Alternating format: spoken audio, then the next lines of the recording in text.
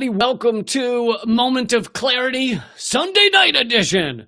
Let's talk about all this former CIA and military-industrial complex candidates who are running in the Democratic Party this upcoming election. I mean, these numbers are incredible and, probably won't shock some of you, but the Democrats have decided to just go full former CIA, military, all of that shit. And, for those of you who know where I stand, this is not to say, hey, vote Republican. Fuck no. It's to say that how similar these two parties are and how, in a lot of ways, the Democrats are now militarily trying to run to the right of the Republicans, which is fucking horrifying as well. But there's a new article out. I got this from Popular Resistance. I'll put it in the description as well. But it's about the number of former CIA and former military-industrial complex candidates. And by the way, this is not a secret. This is not like, they're not telling you, but they used to be CIA. I'm sure of it. I heard it in my earpiece when I was talking with the demons in my head. No, these are people that are proudly running as former CIA or former military-industrial complex candidates. And anyway, here's a quote from the beginning of the article. In the course of the 2018 election, hold on, let me back up. This happened before. This happened in 2018. There was another article. I brought it to you as well then about how full up the Democrats were with all these military-industrial complex candidates, military intelligence, CIA, FBI, etc., proudly stating, hey, I'm CIA and I'm running for office. This used to be a secret thing they did, and now they're just fucking out with it. They're just really proud of it now. But so this happened in 2018 as well, and that's how the article starts out. In the course of the 2018 elections, a large group of former military intelligence operatives entered politics as candidates seeking the Democratic Party nomination in 50 congressional seats. There were 50 of these people running. Nearly half of the seats where the Democrats were targeting Republican incumbents or open seats created by Republican retirements. Nearly half of all the seats that they were targeting, there was a military-industrial complex candidate running as a Democrat. And this happens for a couple of reasons. One of them is the Democratic Party establishment, the Nancy Pelosi's, the Chuck Schumers, et cetera, on down the line. A lot of them whose names you don't know because they run things like the DCCC. They select these people. They go out and find these people. They want to find former military-industrial complex candidates because, A, they know they can trust them to continue the war state, to continue the infinite wars. They know these are trustworthy people to do that with them. And B, they think that it's an easy way to win. It's an easy way to beat a Republican if you can say, hey, I'm more military than that guy over there, especially in more red districts. They believe that will win. So, there's multiple reasons that this goes on, and the Democrats actually put this forward. But something else that I think, in order to understand how this works and why this works this way, is to realize how difficult it is for, I see some of you are asking where Eleanor is. Eleanor is in Sweden at the moment, but we will continue the live streams once she's back in early September. Don't worry, I didn't kill her and bury her in a basement somewhere. She'll be back. It's okay, folks. And by the way, she has a great podcast called Act Out you can listen to. But tangent. Anyway. Back to the military-industrial complex. It's incredibly difficult to win these, and I'm calling them lower-level elections, but really Senate and House elections are not that much lower. They're just lower than, I guess, the presidency. But it's very tough to win these races or even win the primaries. That's important, the primaries against fellow Democrats. If you don't have the help of the DCCC or the Democratic establishment, because they can tell you how to raise money, where to raise money, the big donors to go to and have one meeting with them, and they write you a check for like half your fucking campaign fund, or they write it to your super PAC, or however it works. The amount of money needed to win these races is outlandish. It's insane. And so they help these candidates out. So trying to win without the help of the DCCC, of the Democratic establishment, is incredibly difficult. They also have all the data. They know which areas of your district are the ones that you should hit up, where you should go door knocking, which houses, blah, blah, blah, whose numbers to call, et cetera, et cetera. And without all that data, it's incredibly difficult to win these races. So they have a lock on who can usually win the primary, who will even then go up against the Republican. And that's how they weed out a lot of the people that are actually progressive, that are actually, people that would be against the infinite war state. Those type of people, they weed those out, with money and data and things like that. And then they'll also use other dirty tactics if needed. But so that's how you end up with 50 fucking military industrial candidates in 2018. So now here we are in, hold on. Let me finish with one more quote from 2018 or about 2018. Some 30 of those candidates of the 50 won the primary contest back in 2018 and became the Democratic candidates in the 2018 election. And 11 of them ultimately won the general election, which is more than 1/4 of the 40 previously Republican-held seats captured by Democrats when they took over the House. So 1/4 of those who won ended up being proudly former CIA, former military industrial complex. 1/4 of them, and that one ended up being former MIC. So here we are in 2020. And to continue from the article, the intervention of the CIA Democrats continues on what is arguably an equally significant scale. At least 34 Democratic candidates for the House of Representatives have a primary military intelligence background that they're proud of, and they're touting on their home pages. Hey, look at me, I'm CIA. So what was that? Let's see.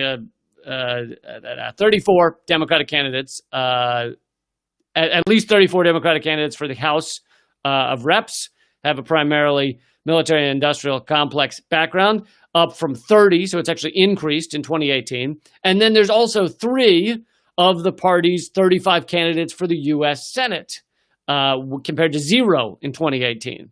So for each branch of Congress, this represents about 10% of the total people running. And so this just shows how the Democrats, along with, of course, the Republicans, they always tout their military record if they have one. This just goes to show how both parties have now been, or increasingly, captured by the military state, by the endless war state, by and of course it's corporate and Wall Street as well. These are weapons contractors. This is a lot of where the income in America comes from, is selling weapons. And to be clear, in case some of you were curious about this, although I can't imagine many of you are, or not curious about it, thought this might be true.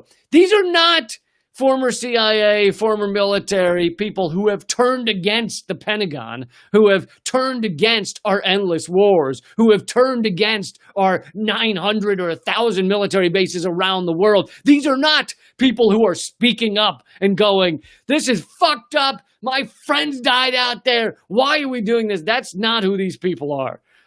These are not Tulsi Gabbards. These are almost exclusively people who are very proud. And, if they'll push them on some topic, they might go, oh, I think Iraq was a bad idea, or, some shit like that, to try and make it look like that they're not okay with certain aspects of our wars. But basically, these are very pro-war, pro-military industrial complex candidates, pro-CIA, and they're proud of it. They tout it on their resume, and they claim to be Democrats, because nowadays in the Democratic Party, you don't have to even pretend as if you're anti-war. You don't even have to give the slight inkling, oh, I'm anti-war, I believe in peace. You don't even have to say that shit anymore. It has been so captured by Wall Street, by the corporate state, which is the military state. And even if it were that any of these people, last time it was 50, now it's 35 Democrats, even if it were that they were the type of people that are turning against the military industrial complex, saying this is wrong, saying our wars are wrong, saying the leadership is wrong, saying killing millions of innocent civilians on a regular basis is okay. Even if they were, then why would their former record as a soldier or a veteran be spectacular, be of note? Why would we be like, oh, I should vote for this person because they have that experience doing something absolutely wrong? And again, this is not to say that every veteran is a horrible person. I don't believe that. I believe a lot of people join up because they've bought into the propaganda. A lot of people join up because the economic force of student debt or other economic force in their lives. Most of these people joined up when they're very young and they don't understand how it works. They don't understand they're going to be sent to a country. They don't understand to watch their friends die and to shoot at people they don't understand. And it's super sad in a lot of ways. But anyway, I'm just saying, like, even if these candidates were turning against the Pentagon, then why is that valuable experience to vote for? Why should we be like, oh, this person was part of something that was a terrible idea, that killed all kinds of innocent people, that turned countries upside down, just destroyed countries, Libya, Syria, Afghanistan, Iraq. Why is that? Oh, what a great resume. What an awesome resume. Let's just vote for that because you were part of that. So either way, for or against, it's not something you should really want in a candidate. As I mentioned, this is not me jumping up and down and saying vote Republican. I think you know that about where I stand. I think these two corporate parties have been bought out long ago, and they stand for basically the same shit.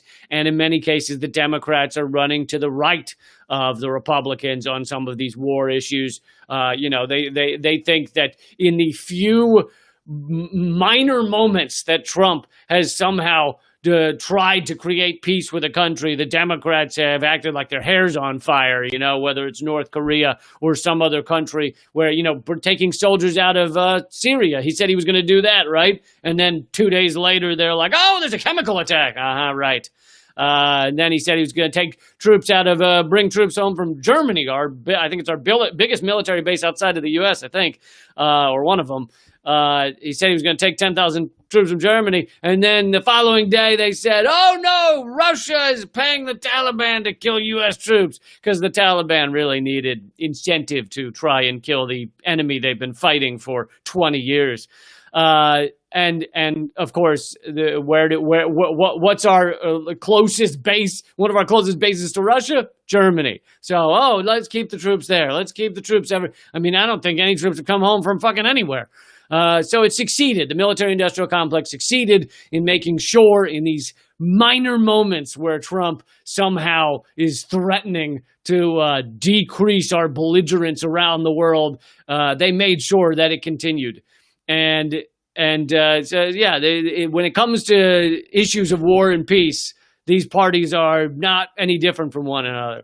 And I know that many people would say, oh, well, so the answer is don't vote.